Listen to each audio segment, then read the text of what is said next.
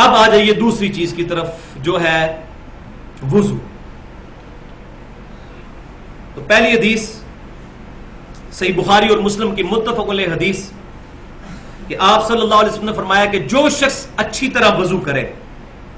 اور اپنے اعضاء کو صحیح طریقے سے دھوئے تو اللہ تبارک و تعالیٰ اس کے جسم سے سارے گناہوں کو نکال دیتا ہے، حتیٰ کہ اس کے ناخنوں کے گناہ بھی جو ہے وہ بھی نکل جاتے ہیں.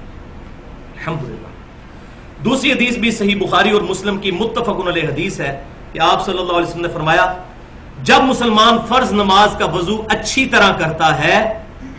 اس کے بعد خشوع خضوع سے نماز پڑھتا ہے، تو اس نماز سے پہلے جتنے گناہ ہوئے تھے اللہ تبارک و تعالیٰ معاف فرما دیتا ہے. اور صحیح مسلم کے الفاظ آگے یہ ہے کہ بشرطے کہ اس دوران کبیرہ گناہ نہ کیے ہوں. کبیرہ گناہ نیک مال سے معاف نہیں ہوتے، وہ توبہ سے معاف ہوتے ہیں.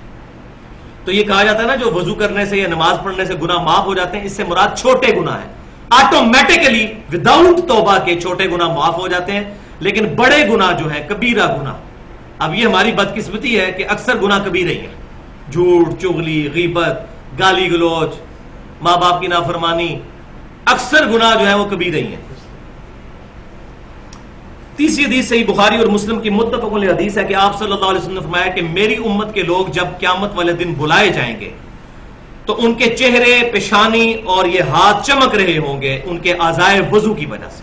لہذا تمہیں چاہیے کہ اپنی چمک کو بڑھاؤ. چوتھی حدیث صحیح بخاری اور مسلم کی متفق علیہ حدیث ہے کہ آپ صلی اللہ علیہ وسلم نے فرمایا کہ جب کوئی شخص نیند سے بیدار ہو تو اس کو چاہیے کہ وضو کرنے سے پہلے یا غسل کرنے سے پہلے اپنے ہاتھوں کو دھو لے. اس کو نہیں پتا کہ رات اس نے کہاں پر گزاری، یعنی ہوش میں نہیں ہوتا بندہ رات کے وقت. تو اسی کو فقہ کی ٹرمنالوجی میں مستعمل پانی کا مسئلہ کہا جاتا ہے. کسی شخص نے وضو اور غسل اس پر ضروری ہے نماز کے لیے یا جنابت کے لیے، تو اگر وہ بالٹی میں انگلی ڈال دے گا نا تو سارا پانی مستعمل ہو جائے گا، استعمال شدہ، ناپاک نہیں ہوگا، استعمال شدہ. اس سے اب وضو غسل نہیں اتر سکتا ہے. تو لہذا پہلے ہاتھ دھونے ہیں، اس کے بعد مگے کو ہاتھ ڈال کے اتنا ہی ہاتھ اندر کرنا ہے جتنا دھلایا ہوا ہے. تو یہ مستعمل پانی کا مسئلہ اس حدیث سے ثابت ہوتا ہے. استعمال شدہ پانی ہو گیا تو پھر لہذا انڈیلیں گے پہلے پانی کو، ہاتھ دھوئیں گے. یہ مسئلہ ہے جب برتن سے کریں، ہمارے لیے پرابلم نہیں، ہم نے ٹوٹی سے کرنا ہوتا ہے یا شاور سے، اس میں ایشو ہے ہی نہیں الحمدللہ. پانچویں حدیث صحیح بخاری اور مسلم کی متفق علیہ حدیث ہے کہ عبداللہ بن زید بن عاصم رضی اللہ تعالیٰ عنہ کو ریکویسٹ کی گئی کہ آپ صلی اللہ علیہ وسلم کا جو وضو تھا وہ آپ کر کے دکھائیے. تو عبداللہ بن عاصم رضی اللہ تعالیٰ عنہ، عبداللہ بن زید بن عاصم رضی اللہ تعالیٰ عنہ نے پانی کا برتن منگوایا، اس کو انڈیلا اپنے ہاتھوں پر 3 دفعہ اور 3 دفعہ اپنے ہاتھوں کو دھویا. پہلے انڈیلا، اس کے بعد اس برتن میں ہاتھ ڈالے، پھر 3 دفعہ ایک ہی چلو سے کلی اور ناک میں پانی ڈالا، یعنی وہی چلو،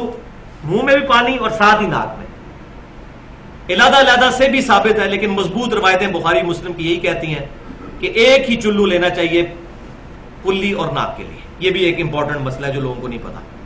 تو 3 دفعہ انہوں نے ایسا کیا،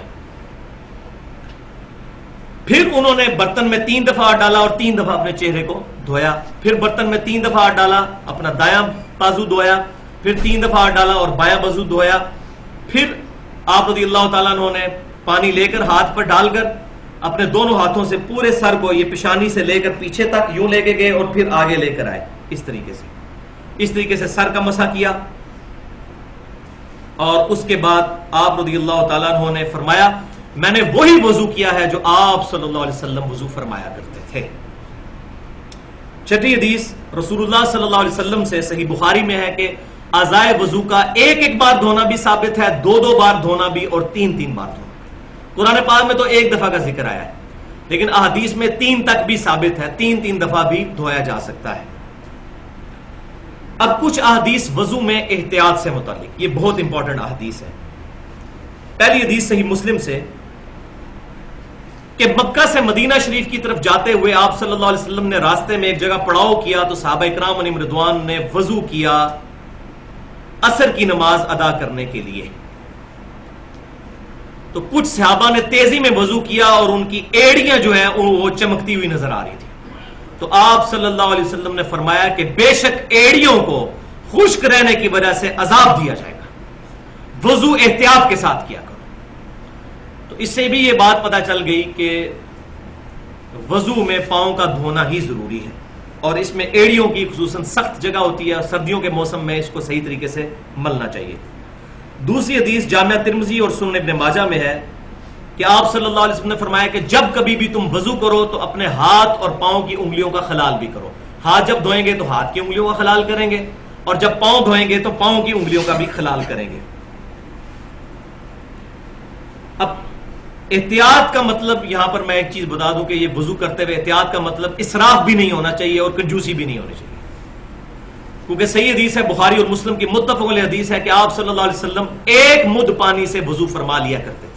600 گرام، یعنی آپ کی جو 1.5 لیٹر کی بوتل ہے اس کو آدھا کر لیں، اس سے آپ صلی اللہ علیہ وسلم وضو فرما لیا کرتے تھے۔ جامعہ ترمذی، سنن ابی داؤد اور سنن ابن ماجہ میں حدیث ہے، یہ تیسری حدیث، کہ آپ صلی اللہ علیہ وسلم اپنے ہاتھ کی چھوٹی انگلی کے ساتھ پاؤں کی انگلیوں کا خلال فرمایا کرتے تھے اور پاؤں کی انگلیوں کو دھویا کرتے تھے۔ پانچویں حدیث جامعہ ترمذی، سنن نسائی اور سنن ابن ماجہ کی ہے کہ آپ صلی اللہ علیہ وسلم جب سر کا مسح فرماتے تو شہادت کی انگلی سے کانوں کے اندر کا بھی مسح فرماتے، یہ کان بھی چونکہ سر کے اندر ہی داخل ہے، قرآن پاک میں ذکر نہیں لیکن یہ کان سر کے اندر ہی داخل ہوتے ہیں، اس لیے اس کا مسح بھی ہوگا اس طریقے سے، اور انگوٹھوں کے ذریعے کان کی پشت کا مسح فرماتے ہیں۔ لیکن یہ جو گردن کا مسح ہے یہ کسی ضعیف حدیث سے بھی ثابت نہیں ہے، اور مزے کی بات ہے فقہ حنفی کی جو اردو میں معتبر ترین کتاب ہے، 27 سال میں مفتی امجد علی صاحب نے لکھی بہار شریعت، اس میں بھی لکھا ہوا ہے کہ گردن کا مسح مستحب ہے، ان کی بھی جرت نہیں ہوئی کہ اس کو سنت لکھیں، لہذا گردن کا مسح کوئی ثابت نہیں، مستحب بھی انہوں نے اپنے بزرگوں کی وجہ سے لکھ دیا، قرآن اور حدیث کے اندر کہیں بھی ثابت نہیں کہ نبی صلی اللہ علیہ وسلم نے گردن کا کبھی مسح کیا ہو۔ تو یہ بہت امپورٹنٹ بات ہی میں نے بتا دی، گردن کا مسح نہیں، سر پورے کا مسح، یوں آگے سے پیچھے اور پیچھے سے آگے اور یوں، بس یہ ہے، دیٹس آل۔ چھٹی حدیث سنن نسائی میں اور سنن دارمی میں صحیح سند کے ساتھ کہ سیدنا علی رضی اللہ تعالیٰ عنہ نے دائیں ہاتھ سے ناک میں پانی ڈالا اور بائیں ہاتھ کی چھوٹی انگلی سے ناک کی صفائی کی، تو اس سے یہ بات پتہ چلی کہ ناک کو بائیں ہاتھ سے صاف کرنا چاہیے۔ ساتویں حدیث جامعہ ترمذی اور سنن نسائی کے اندر موجود ہے کہ ابو حیا تابعی رحمۃ اللہ علیہ کہتے ہیں کہ سیدنا علی رضی اللہ تعالیٰ عنہ نے ہمیں ایک دفعہ مکمل وضو کر کے دکھایا پریکٹیکلی، جس میں آپ رضی اللہ تعالیٰ عنہ نے 3 دفعہ چہرے کو دھویا، 3 دفعہ پہلے ہاتھوں کو دھویا، پھر 3 دفعہ چہرے کو دھویا، بیچ میں کلی اور ناک والا بھی معاملہ، اس کے بعد آپ رضی اللہ تعالیٰ عنہ نے 3 دفعہ دونوں ہاتھوں کو بازوؤں سمیت دھویا، پھر پورے سر کا 1 دفعہ مسح کیا، پھر 3 دفعہ اپنے پاؤں کو دھویا۔ لہذا سیدنا علی سے بھی پاؤں دھونا ہی ثابت ہے، ہمارے پاس جو صحیح سند سے روایتیں پہنچی ہیں، یہ خصوصاً میں اہل تشیع کے حوالے سے بات کر رہا ہوں۔ اور پھر آپ رضی اللہ تعالیٰ عنہ نے وضو کا بچا ہوا پانی کھڑے ہو کر پیا، یہ بھی سنت ہے کہ لوٹے میں جو پانی بچ جائے اس کو کھڑے ہو کر پینا، زمزم کو کھڑے ہو کر پینا اور وضو کے بچے ہوئے پانی کو کھڑے ہو کر پینا سنت ہے۔ اور پھر سیدنا علی نے فرمایا کہ میرا وضو کرنے کا ارادہ نہیں تھا، میں نے صرف اس لیے وضو کیا کہ تاکہ تمہیں دکھاؤں کہ نبی صلی اللہ علیہ وسلم کس طرح وضو فرمایا کرتے تھے، تعلیم کے طور پر وضو سکھایا۔ 8ویں حدیث صحیح بخاری اور کے اندر موجود ہے تعلیقاً اور صحیح سند کے ساتھ، مسند امام احمد اور سنن نسائی میں موجود ہے کہ آپ صلی اللہ علیہ وسلم نے فرمایا کہ مسواک استعمال کیا کرو، اس میں تمہارے رب کی خوشنودی ہے، رب خوش ہوتا ہے مسواک استعمال کرنے سے۔ لہذا اگر دانتوں کے لیے کوئی ٹوتھ پیسٹ بھی استعمال کرتا ہے اور نیت دانتوں کو صاف کرنا ہے، اس کو بھی ثواب ملے گا۔ تو ٹوتھ پیسٹ آج کل استعمال کرنا ضروری ہے کیونکہ ہماری غذائیں بھی بڑی مرغن ہو چکی ہوئی ہیں، بہت چکنائی والی غذائیں۔ ٹوتھ پیسٹ اپنی جگہ استعمال کریں اور وضو کے ساتھ مسواک کو بھی استعمال کریں تاکہ اس کا ثواب بھی ملے، کیونکہ سنت ہے۔ اور صحیح بخاری اور مسلم کی متفق علیہ حدیث ہے کہ آپ صلی اللہ علیہ وسلم نے فرمایا اگر مجھے امت کی مشقت کا خیال نہ ہوتا تو میں امت کو حکم دے دیتا کہ وہ مسواک کریں، ہر نماز کے ساتھ، ہر وضو کے ساتھ۔ لیکن آپ صلی اللہ علیہ وسلم نے امت پر شفقت فرمائی اور اس چیز کو obligatory نہیں رکھا، آپشنل رکھ دیا۔ لیکن اس سے یہ رزلٹ نہیں نکالنا چاہیے کہ انسان اس سنت کو چھوڑ دے، اس کا یہ مطلب ہے کہ سنت بہت اہم ہے، اس پر عمل کیا جائے۔ اب 16ویں حدیث صحیح مسلم میں ہے کہ نبی صلی اللہ علیہ وسلم نے فرمایا کہ جو شخص